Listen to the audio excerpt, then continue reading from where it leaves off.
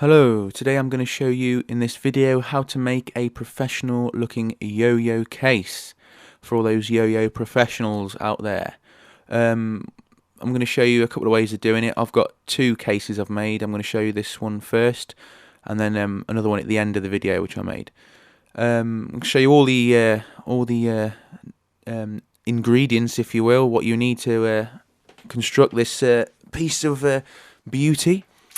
As you can see, this one I've got here first is like a plastic sort of storage box one with some handles to keep it down. I like this because you can see through the lid and when you're displaying them. I've actually left a couple of spaces there. As you can see, I haven't quite finished it because I've got one small yo-yo and one quite a little bit bigger, which I haven't found anything the right sort of size yet to do, so I've left those for the time being. But there we go. So what you're going to need is some sort of case. It can be an aluminium sort of briefcase or anything like that, or a plastic case. You're going to need some liquid soap, preferably antibacterial, some biscuit cutters or cookie cutters if you live in America, a little tin of tomato puree which you cut the top off and then file down the edge, which is exactly the same size as a yo-yo. So you file down the edge with sandpaper to make it really sharp to cut through the foam. Pen knife in case somebody tries to steal your case and attack you, you can kill them. Sharpie pen and a tape measure, 5 meters. You don't really need 5 meters, but there we go. That's all I could find. You also need some foam. Now, I got my foam from www.efoam.co.uk because I live in England. I think there's lots of American sites as well, which you put your specifications of the foam in, and they just ship it to you already cut to size to whatever container you want. So what you're going to do first is you're going to put some liquid soap in a bowl with some water. And I bet you're wondering why I'm doing this. It's because it acts as a lubricant when you're cutting through the foam. It gives it a smooth, sort of crisp, clean edge, because if you don't use it and you're going back and forth, it's going to really tear the edges of the foam. Use your liquid soap. As you can see, I've got my 2 cutters, and the first cut I'm going to make is with the biscuit cutter, or the cookie cutter. Because the edges are cleaner on it. So what I'm going to do first, I'm going to make a template, and I've measured up so it's exactly into squares for my particular case, and measured each sort of hole, so I've got a really good guideline, so it's not going to look crooked. I'm going to place the biscuit cutter in the solution to lubricate the edges of it. Make sure I get a lot on there, a lot of liquid soap, so it really cuts through smoothly. And then we're going to jump in there and try and cut it out. Now, when you're cutting this out, make sure you go in one direction, like a clockwise direction. Don't go back and forth, because if you go back and forth, it's going to really tear the edges of the hole up and make it look really messy, and it's going to look awful. So see, as I'm going around, I'm going in clockwise motion, pressing down evenly as well, so the hole doesn't look jagged. And obviously this isn't a very thick biscuit cutter, so that's the reason I've got the tomato puree can to go all the way through the foam, because my foam is quite thick. Now I've done the initial cut and I've got sort of halfway through.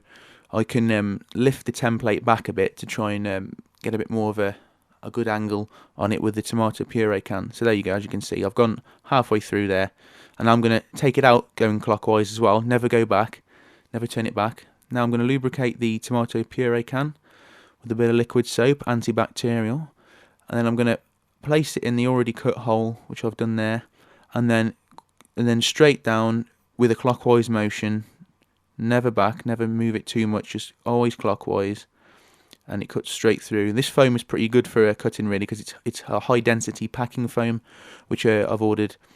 So it's really good for holding the yo-yos in a firm place, and it's really easy to cut through. If you've got some sort of soft type of foam, it's going to make life a lot more harder to cut through it, and you're going to end up with a really poor result in sort of the neatness of your holes. So there's the inside. As you can see, there's a bit of liquid soap still around the edge, but that will just dry clear anyway, and you can just dab it off a bit to make it a bit more neater. And as you can see, the holes are really crisp and clean at the top, so it does work really well for this method I'm using. And you put the template back on, ready for the next holes. Now, there we go. Look, just to show you it works, there's a yo-yo, and I'm placing it in the middle of the hole, and it fits really flushly with the surface, and it looks really neat. As you can see, using that template is a real crucial part to this, because it makes all the holes line up perfectly, and that's what you want. You don't want the holes which are all over the place and just guesswork. You really want to spend a lot of time and preparation in making a template for it, because that's going to really prove to be useful. Here's my other little case I made, which I'm quite proud of. It's a little case I found in a store called HomeSense. It's like a little leather corners on, stud in with some little sort of sticker type things design on it. Really quite pleased I found this, because I had some extra bits of foam left over, which I used to cut down to fit into the box. Exactly the same technique. As you can see, I've only stored 8 yo-yos in this one, and the foam's a bit thinner, so I just used the biscuit cutter to cut through it. And also I made a top bit here, as you can see, with some holes cut to keep strings in, and different things like that. I've got lighter fluid in there for cleaning the bearings and the yo-yos. So it's like a little storage sort of section. And as you can see, it's not as deep, but it fits just quite well, and I quite like it, you see. It's quite nice to carry around and look a bit mad with. So there we go. That is how to make a yo-yo case, and a professional one at that. So any comments or any questions, feel free to ask me, and I'll try and do my best to answer them. So yeah, go ahead and make yourself something really cool.